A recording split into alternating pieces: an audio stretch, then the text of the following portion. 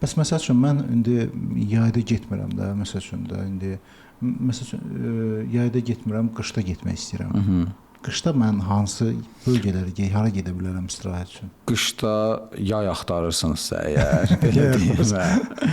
Deməli, məsələn, Qətərə getmək olur, Dohaya, bəli. Qışda. O da vizasız rejimdir, Azərbaycan vətəndaşları üçün. Yayda çox istidir. Çox istidir. Yəni istilik 50 dərəcədən yuxarı olur. Bəli, orada dözülməz. Onsuz da Bakının istisi müəyyən bir dərəcədə onsuz da bezdirir. İnsanlar prosto oradan bir dənə də istiyə düşmək istəmirlər. Məsələn, qış vaxtında 25 dərəcə, 28 dərəcə, 30 dərəcəyə yaxın istilik olur, komfortlu olur, bəli.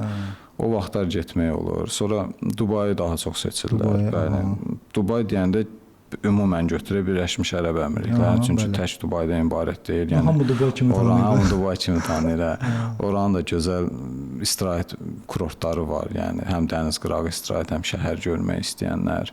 Əslində yenilik üçün Abu Dabində məsəl üçün görmək istəyənlər Abu Dabidə də gedə bilərlər. Çox maraqlıdır. Abu Dabi maraqlı istiqamətdir. Yəni düzdür, Dubay kimi inkişaf eləməyib, amma əslində infrastruktur olaraq çox yatırım ediblər. Yəni belə ailə ilə gedən insanlar daha çox, məsələn, Ferrari ilə parkı var. Ferrari parkı. Yəni içinə girirsən, tam başqa, elə ki, Formula 1-ə düşmüsən, tam başqa bir aləmdir. Uşaqlar üçün tam, məsələn, akvaparkları var, Yas adası, Yas Island deyirlər.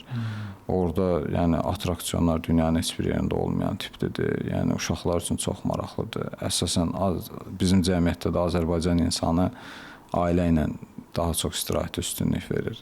Uşaq və bu istirahətdə də uşaqların istəklərini daha çox nəzərə alırlar. Yaxşı, bəs indi başqa istiqamət var orada, məsəl üçün? Qışda getməyə əlbəttə var. Məsələn, Maldivə gedə bilərlər.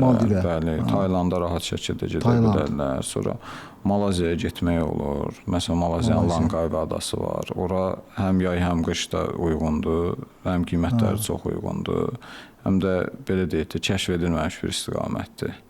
Yəni yeni istəyirlər. İnsanlar, məsələn, göndərdiyimiz insanlar fərqli bir mühitə düşdüklərini görürlər. Yəni çox maraqlı gəlir onlara.